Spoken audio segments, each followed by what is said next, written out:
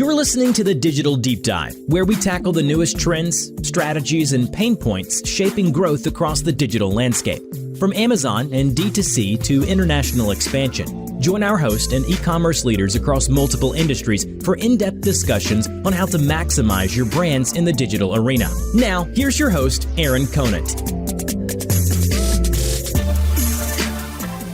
Hello, everybody, and welcome back to the Digital Deep Dive podcast. I'm your host, Aaron Conant, and today have a longtime veteran of e-commerce as a whole, Justin Leigh, now Workflow Labs, well connected across the community, as probably a lot of you know him.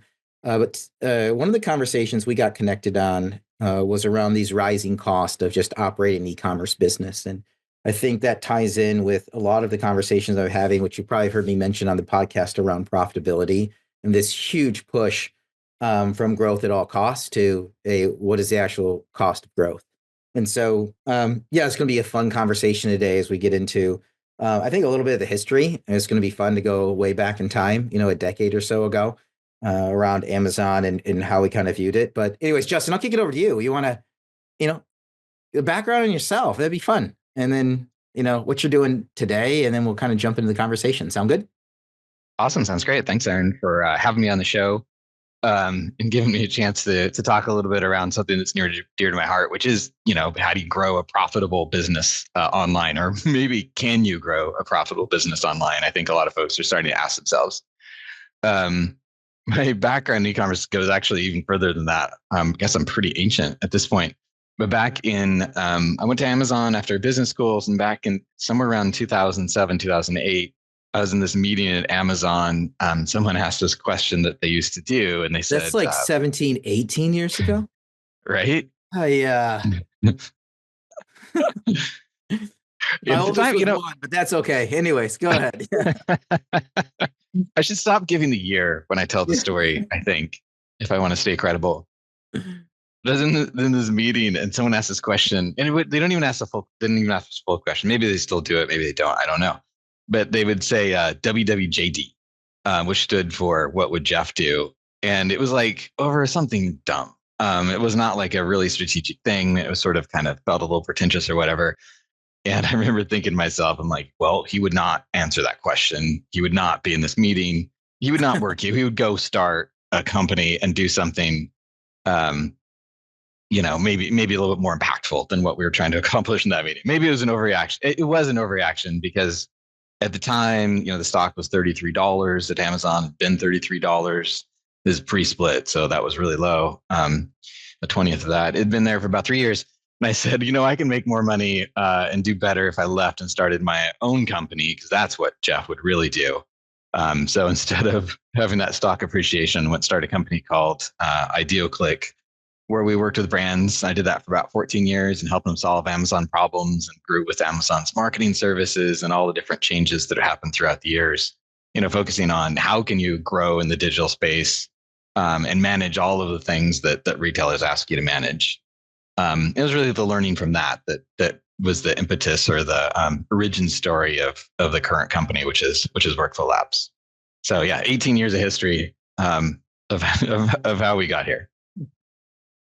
That's crazy. Let's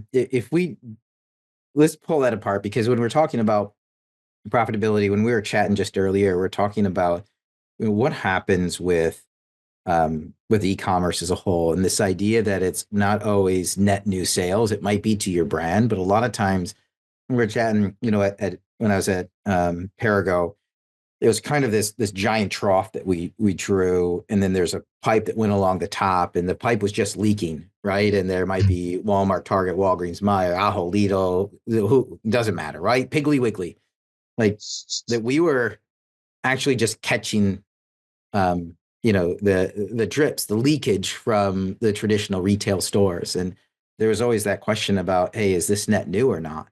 And I don't know. I'd love to hear your thoughts, because in my opinion, it's not always net new, but if you're not catching it, then somebody else is. And so you have to be there to catch it. And that even early on, as you're trying to build a direct to consumer site, is incredibly expensive. But I'd love to hear, your thoughts around that would be great. And then, let's keep rolling. Yeah, that sounds great. No, you're totally right. I love your analogy of, the drips. And because, e-commerce or digital shopping didn't create more households or more teeth that had to be brushed or, more breakfasts that needed to be eaten. Um, and so, they all came from somewhere. If you're shopping on Amazon, you used to buy whatever you needed really somewhere else. Um, and I think initially there was sort of this like opportunity on Amazon for brands where if you just kind of set up the products and did enough to keep them in stock, you'd catch enough of those drips that you could create this sort of segment of the brand that was growing very rapidly. And that was great for people's careers. And I think it was a very exciting thing to do. But ultimately, these businesses became big enough that the profitability of these businesses mattered. This business segment used to be specialty retail or whatever channel you called it. It became a big enough channel that the profitability of it was affecting the brand as a whole. And that's where everybody starts to say, what just happened? And is this a good idea?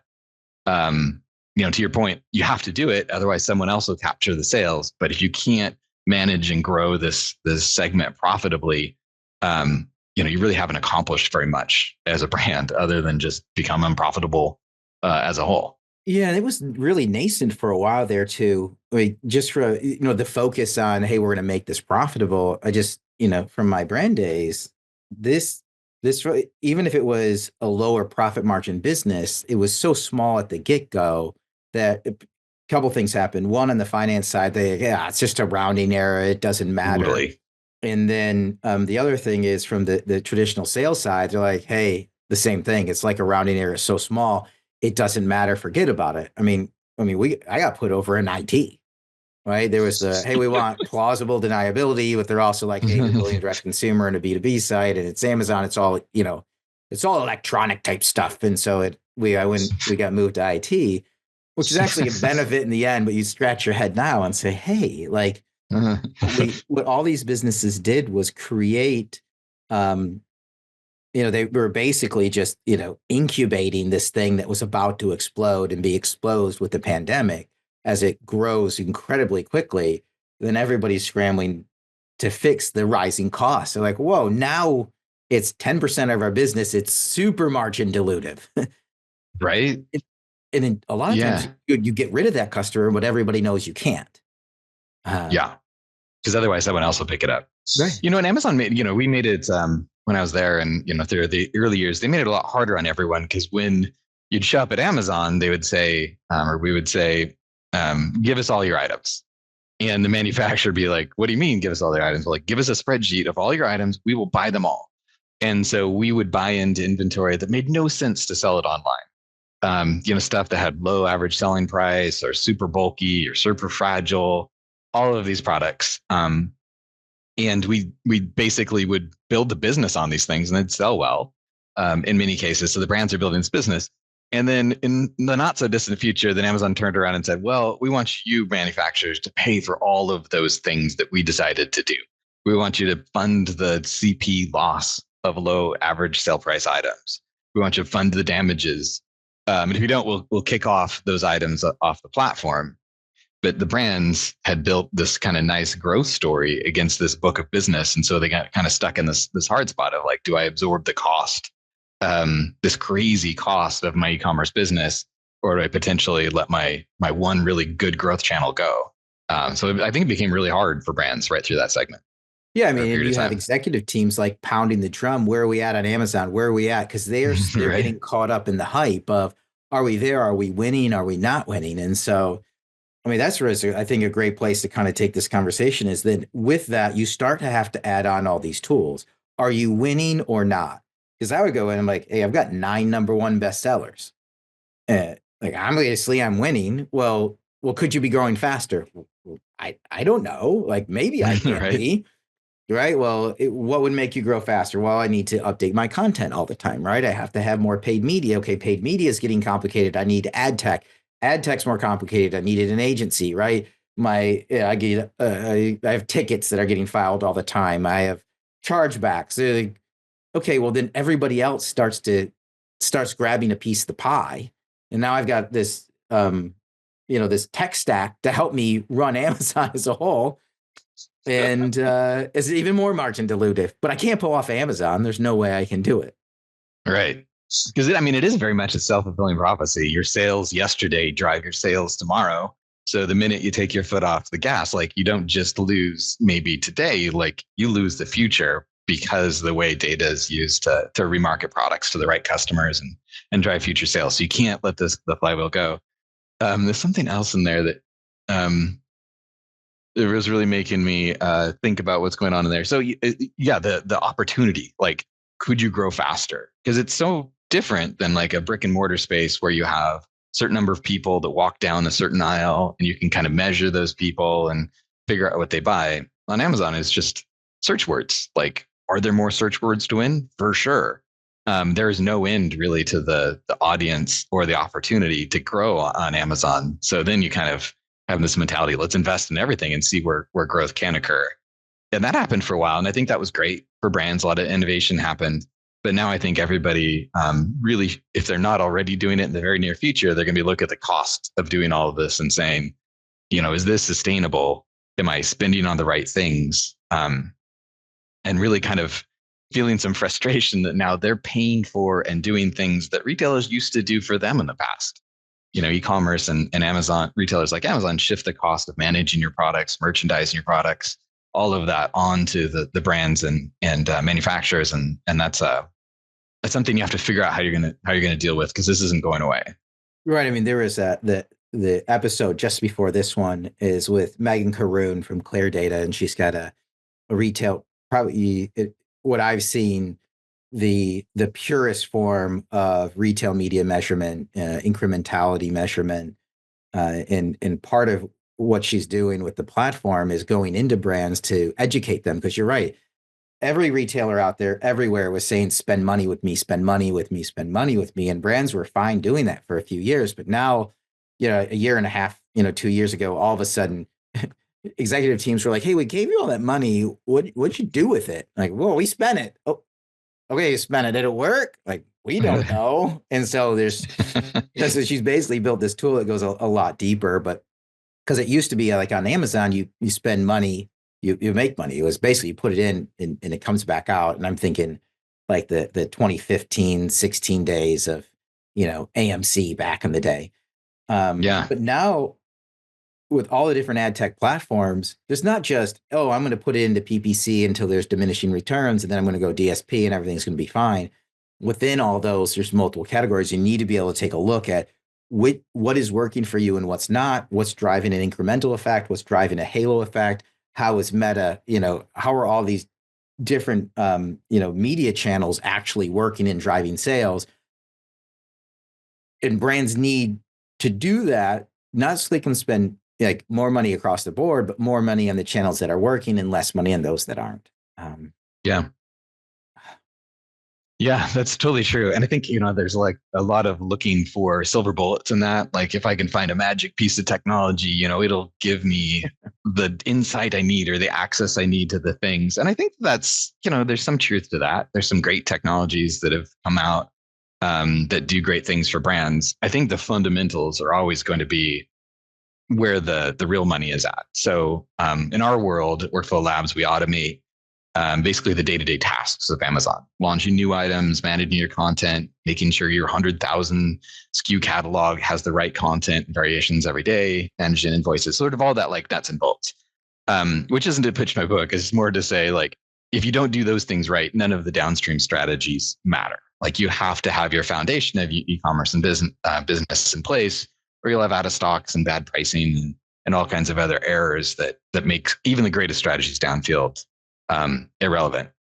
No, and then on the brands, good. No, I just want to dig into it a little bit, because that is one of the biggest, if we look at like, what are the biggest drivers of profit loss? I'm going to isolate this one to Amazon. One is content generation, because it's so expensive. So what do people do? They just don't update their content. That's just they just don't, right? I mean, even once you do it, then you've got to upload it. That's just the reality, which is not optimal, because when you have a smaller brand, we see these challenger brands jump in and destroy it. It's because they can do all these things.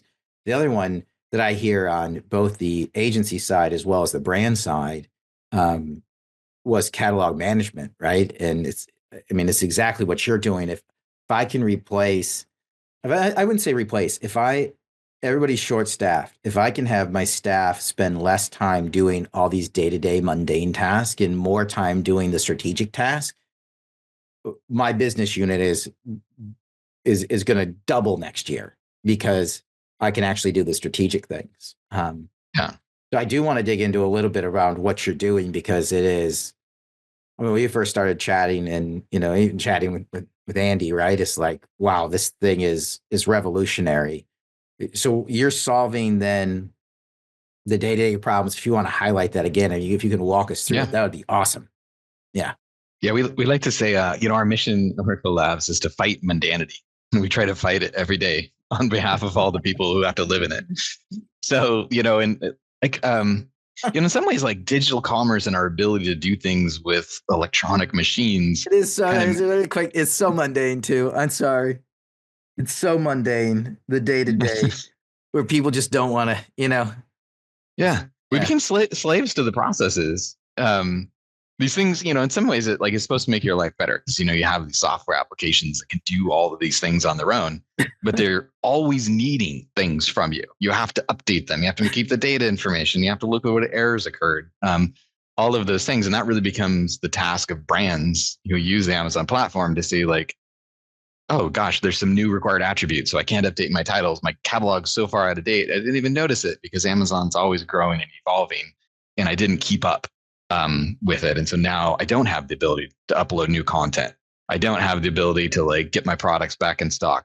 A whole bunch got suppressed. These things happen on the platform. You're sort of a slave really to to giving the computer what it wants.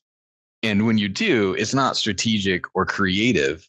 It's just a repetitive, sometimes complex process, but it's just a repetitive process of giving the machine what it wants. And that's not what humans were designed to do. Humans were designed to be creative and innovative and then hand off repetitive work to machines, but somehow, kind of came back around and now we're the ones, we're the ones serving the machine. So our job here is to take that away. Like, let's see what the repetitive actions that humans are taking. And let's move to create decision trees. Let's use smart and intelligent and increasingly AI-driven software to say, like, what would a human do in this process, codified into something that the computer can do, so that humans can move on to saying, what should the next product be, or what are these customer reviews telling me about how I should change my product or positioning to be more relevant to my customers? That's where you win. You don't win by having your team grinding tickets every day.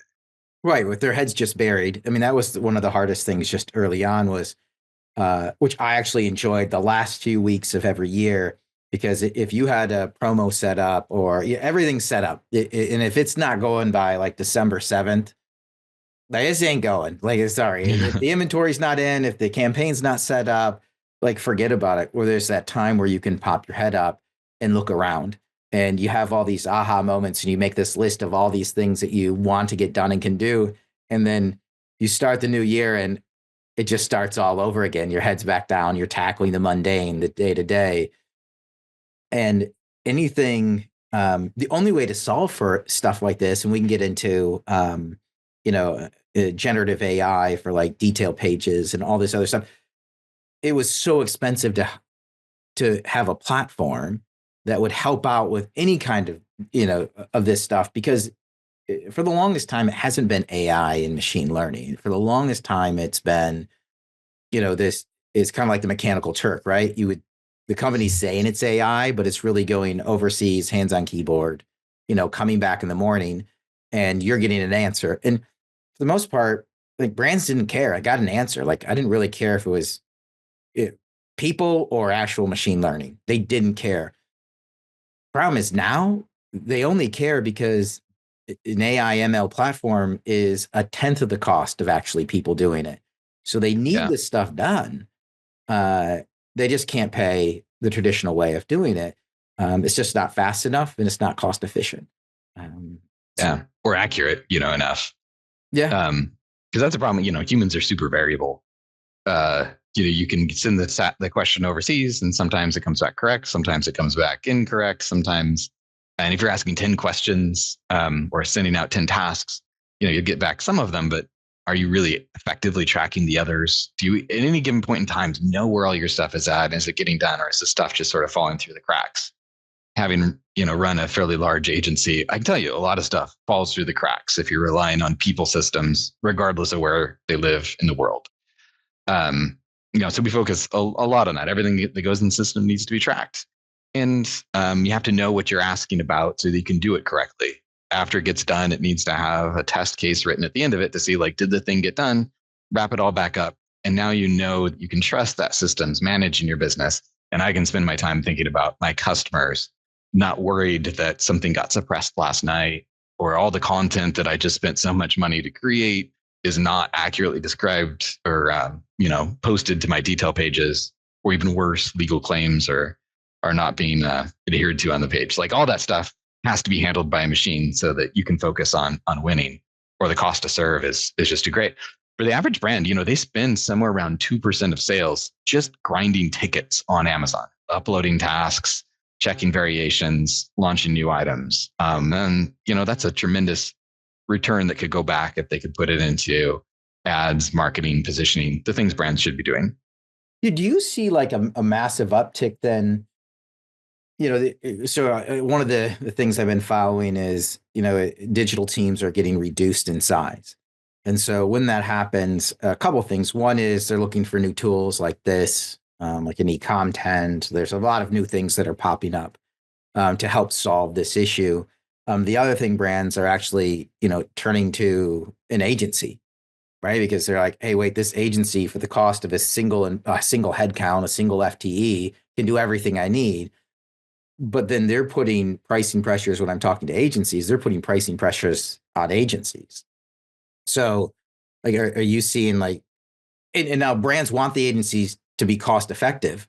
Like, I can see then even on the agency side, you see a massive uptick in tools like a Workflow Labs on the agency side that brands can be promoting because they all want to work together. Like the brands need the agencies need the brands. Everybody wants to make money. But I mean, it all has to get cheaper. Yeah, it all has to get a lot cheaper. Yeah.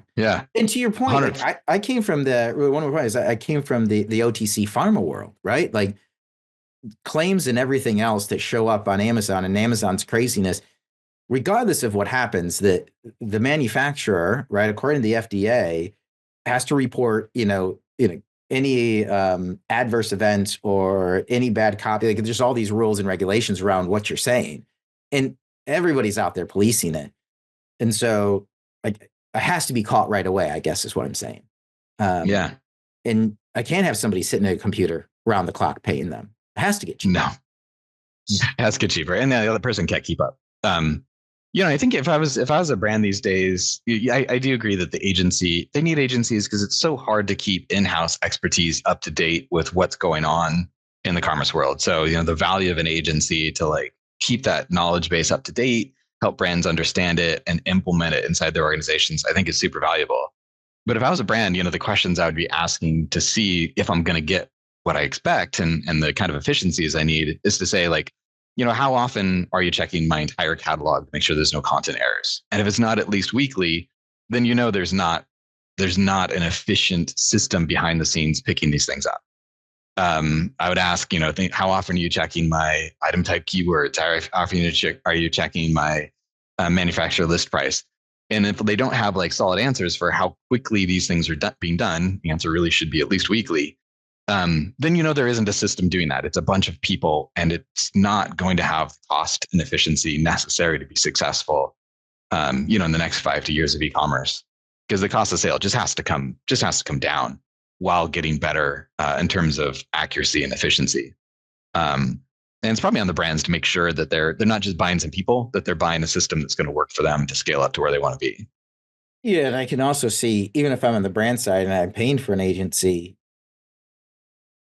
I mean, I would rather them be focused on strategic, right, things. Right. Where I'm looking. Yeah, you don't pay your agency fee and have them being like clicking through the site, looking at your products. That is like the biggest waste of time and money ever.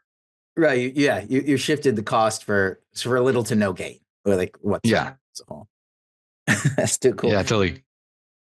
Because the other thing I kind of look in this space is Amazon did this this terrible thing to brands, which is you reduce the brand to a customer review.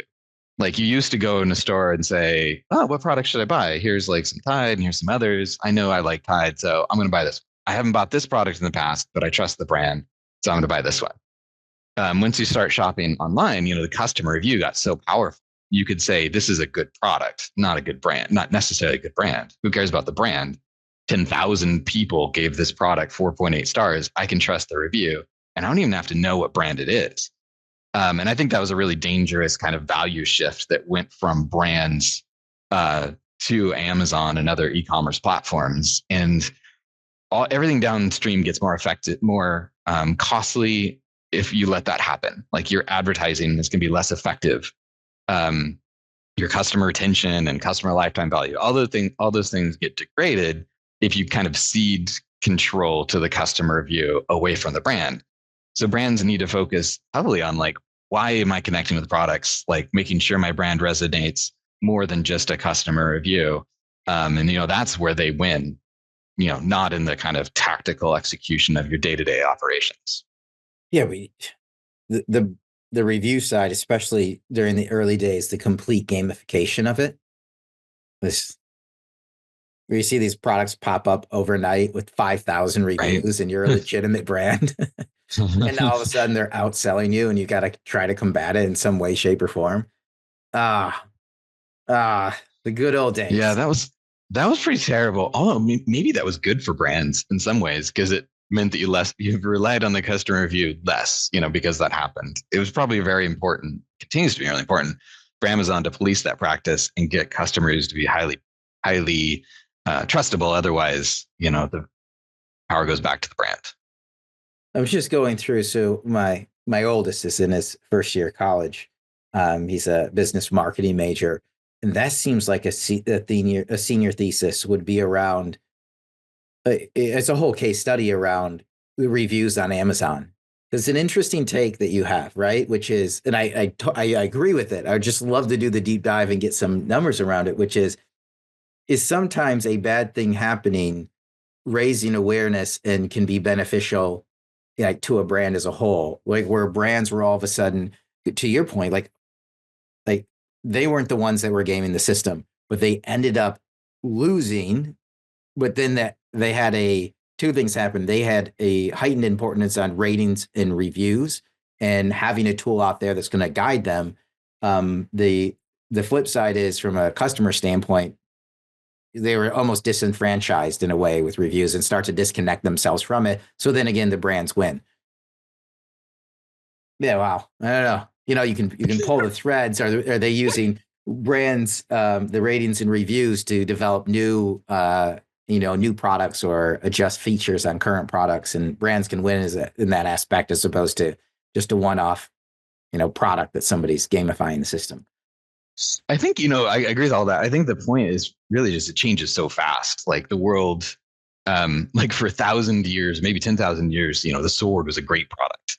But now like the lifespan of a product is, like 12 months, maybe. I don't know. It happens so fast. We have new products, new ways we talk about them, all of that. So it's speed, which is important. And every time the game changes, there will be positives and there'll be negatives, and brands that like are spending the time to like say, oh, customer reviews are changing. Here's how we're going to use them to win in the future are the ones that win.